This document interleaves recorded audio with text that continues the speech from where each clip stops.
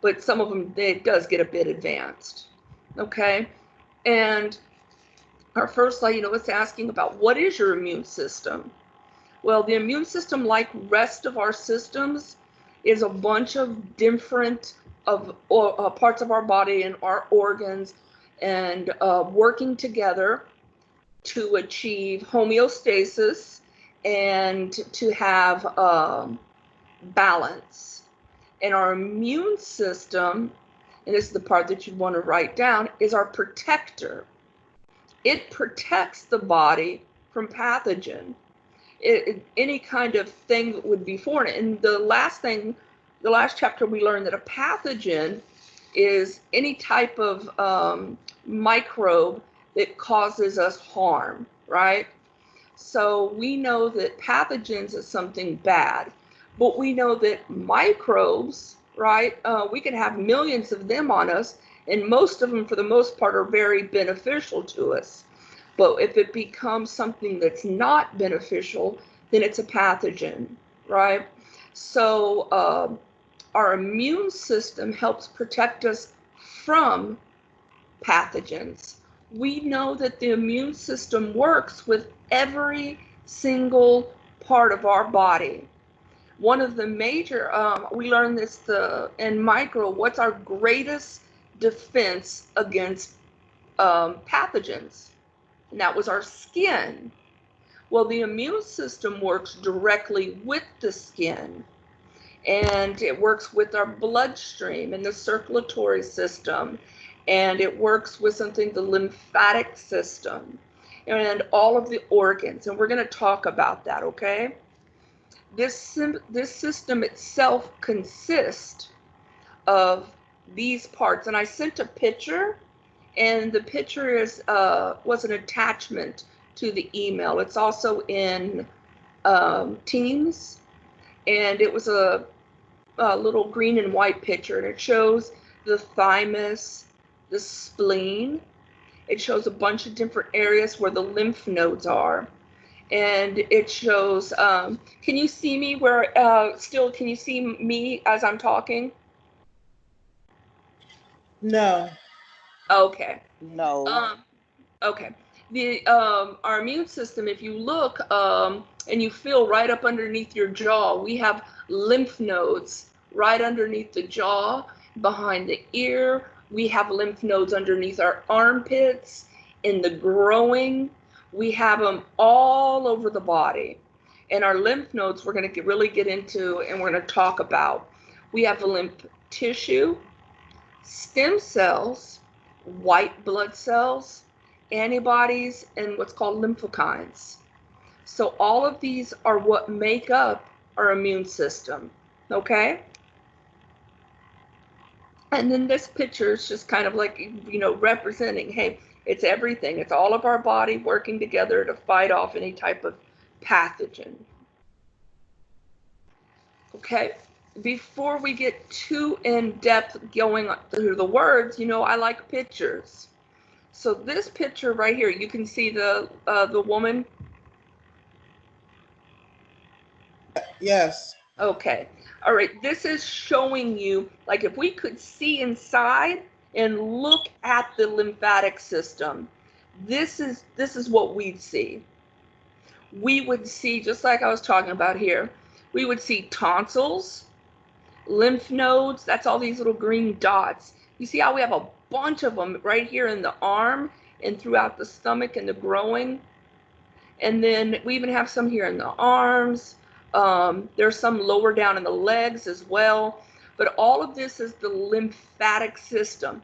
See how it kind of looks like the cardiovascular system? That's something you want to make sure you remember. So you write that down. Like the cardiovascular system, the lymphatic system is a network of, I call them freeways and highways and byways and side streets, just like our veins and our arteries and our cardiovascular system. It coexists right along with the cardiovascular system, but it is its own separate freeways and highways and byways and side roads, right? So, but it interacts and interchanges blood, all right, and lymph nodes and white blood cells and all the other type of immune properties that we have that work through the lymphatic system. You can see there's an area right here where I'm circling. This area here is called the thymus. Now this is an adult, so we're going to find out that the thymus actually shrinks once you hit puberty, okay? And we'll talk about that. This here is the spleen. And then in here, right in the stomach, the gut, along with the digestive tract, we have a bunch of little places called Peyer's patch. And this is also part of the lymphatic. It's the lymphatic inside the stomach. And then our bone, you can see that the bone here, the bones play a major role in our immune system and the lymphatic. And then for many years, we used to think that the appendix was useless. But now we're learning more, and the appendix that we've learned is that little dangly coma-looking thing that or comma that hangs off the intestines, right? So we know now it actually has immune system type cells. Just like our tonsils. We used to think our tonsils were pretty useless. But now we found out, hey, our tonsils are kind of important. They're besides our skin, one of our next lines of defense, right? So, I was going to go back up. One up. So the lymphatic system. So now we know this is what it looks like. And we know that it's like a secondary circular system. It is interconnected with vessels and tissues with the circulatory. And it has but instead of blood, it has its own special fluid. And you'll want to write this down, lymph fluid. And that's LYMPH. Lymph fluid comes from lymph nodes. And this fluid is where our white blood cells, they're always circulating and running around in there. And sometimes they store up and hang out inside lymph nodes, which we'll talk about later. Okay? All right, the central lymphoid tissue. The central, and this is where, we don't give our bones enough credit. But the central portion of our lymphatic system, our immune system, is going to be in the bone. And I know I talked to y'all and I told y'all about how that there is a bone marrow inside of each one of the long bones, especially like the femur. And in that bone marrow is where, cells are produced. And that's the hemopoiesis, right? That's the formation of blood cells. And when we're babies inside of our mom, this starts occurring in the yolk sac. And the liver, until the bones begin to harden and form, act as sort of the reservoir. All right, but throughout the time we're inside of mom, through our entire life, we have active bone marrow production if we have a healthy immune system and lymphatic system. We found out here in the early 90s that there was and y'all hear me talk about this all the time, that there was a very special cell that we discovered. And these cells are called pulparent or stem cells. I call them the magic cell, because stem cells, and this is important, stem cells are magic because they are what every cell is before it gets its job, right? And so why they're so important is because You can take them from your baby's umbilical cord and store them. And say one day your baby needs a bone marrow transplant because they've got some type of leukemia or kidney cancer or something like that. They can use those stem cells from the stored umbilical cord and actually completely heal a child or an adult. Stem cells are capable of becoming, here's the key to write down, stem cells are capable of becoming any cell that they are introduced to. So if you took a stem cell and you placed it next to a neurocell, like in the brain, it would become that cell. If you placed it next to the heart, it would become a cardio cell. If you placed it next to muscular, and so on and so forth. So that's why I say they're magic. And stem cells is how we are treating those really hard to treat cancers, how we've had such a success rate in treating cancers, treating types of autoimmune diseases and things in the past that we were not having good luck with. They actually now are able to, if you have the money, you, instead of having a knee replacement, say your knee's blown from years of jogging, you just go in there and they poke a little hole surgically and they implant some new stem cells in your knee, and your knee makes brand new knee tissue and joints, and everything becomes brand new again. So, and there, it's still not something that everyday people can have because it's a very, very costly. And when I say costly, it normally takes about 7 to 8, I've looked into it, injections before it actually, you get the full benefit. And they're about $30,000 an injection. So it's not something for the average person, right?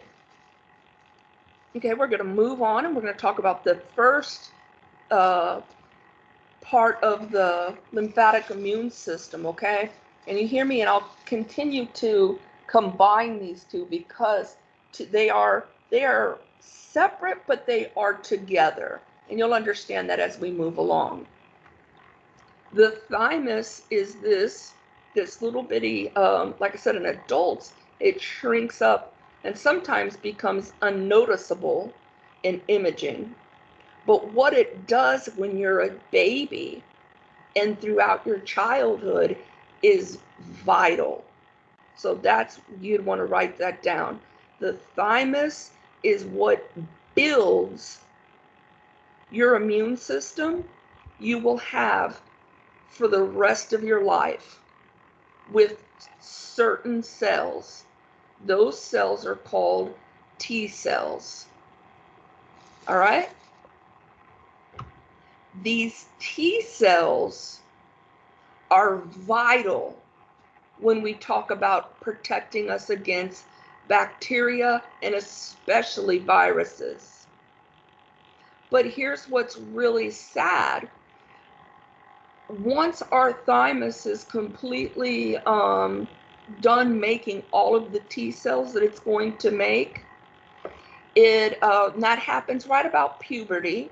Some people a little later, some people a little earlier. It just kind of shrivels up and it's done its job. It's finished.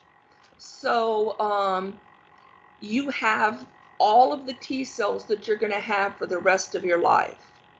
So what virus or do we know of that you can think of off the top of your head that damages and kills T cells is HIV. So that's why if you get HIV and AIDS is not what kills you. A paper cut or a common cold or a fungus is what kills you, because the virus itself has completely wiped away your immune system. It kills T cells. And can we make more? No, not as of yet, because we have, once the thymus is done, it's done. So we want to make sure that we're trying to learn more about the thymus. We're actually, if you want to, outside of the scope of this lecture, they're looking to see, could we put stem cells inside of an adult thymus and get it to regenerate? That's big brain. But we haven't got there yet. And then once again, there's its a location. And the thymus is 2 lobes. It's in the chest cavity, like the picture shows.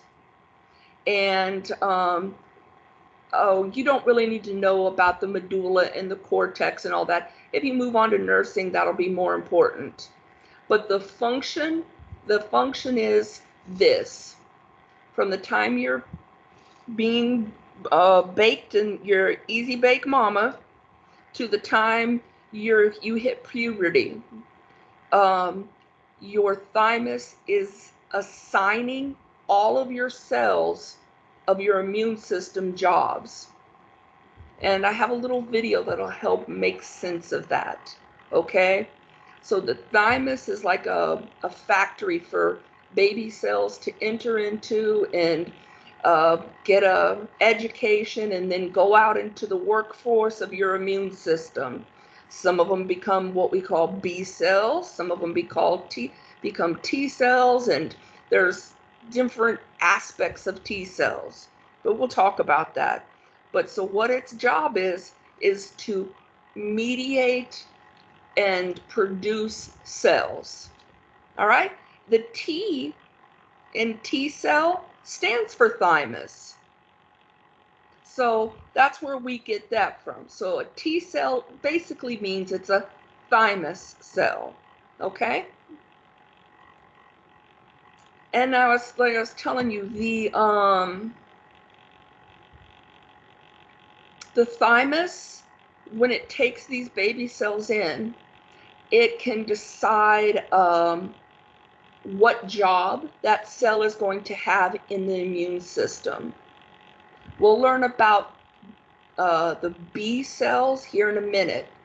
But if the thymus decides that you're going to become a T cell, there's 3 different subcategories that you can become.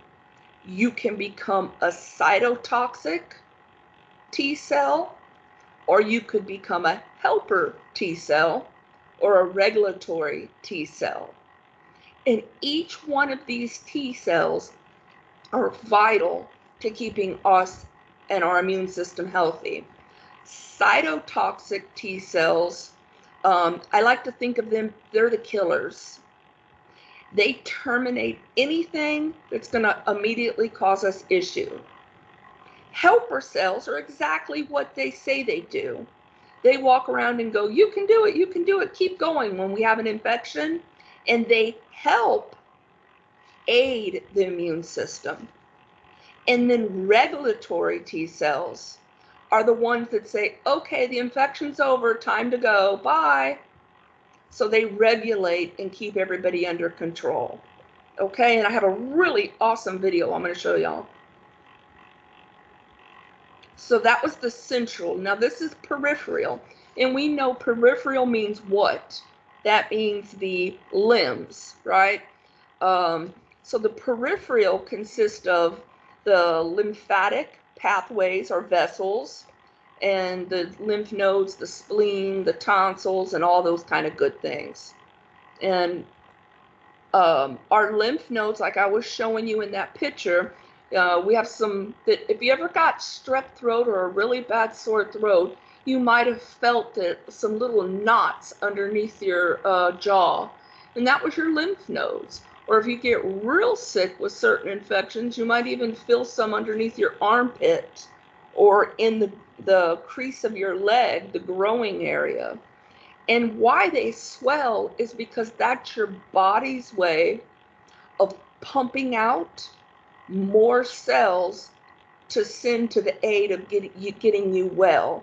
So they become like a pumped up powerhouse monster. Why? Because they're swollen, because they're swole, they're ready to go, right?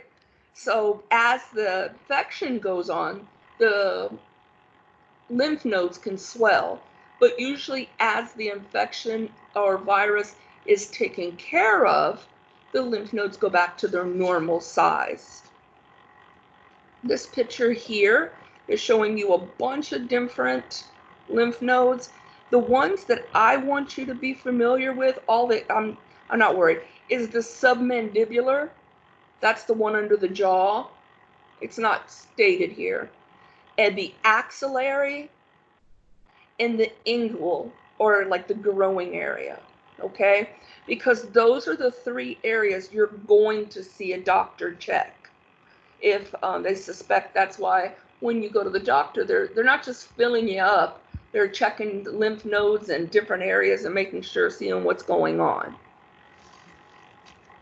All right, the next thing we're going to talk about are B cells.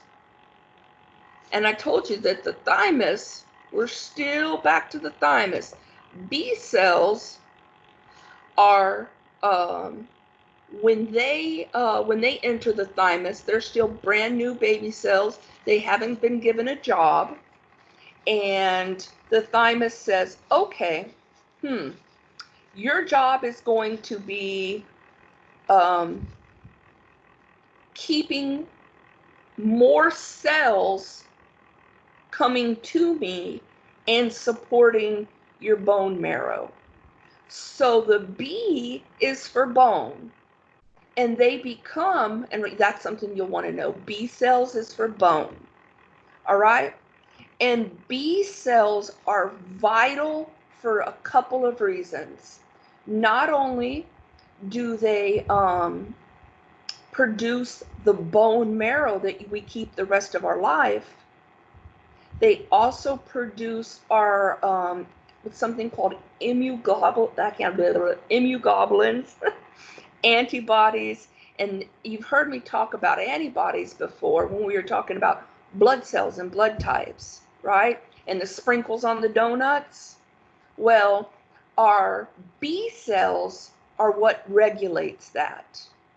So our B cells are kind of like little note takers, and they jot down information. So anytime you get a cold or a bug or chicken pox or anything that comes in, they make a memory of it. So when that comes along again, your body can protect you.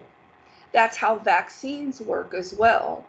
Vaccines work, and we'll get more into this a little later, but they work because your B cells see a tiny bit of it, make a copy and note it down, and the next time if you're exposed to that, then your body automatically knows how to fight it, get rid of it, and protect you against it. Okay? T lymphocytes, that's the same one we were just talking.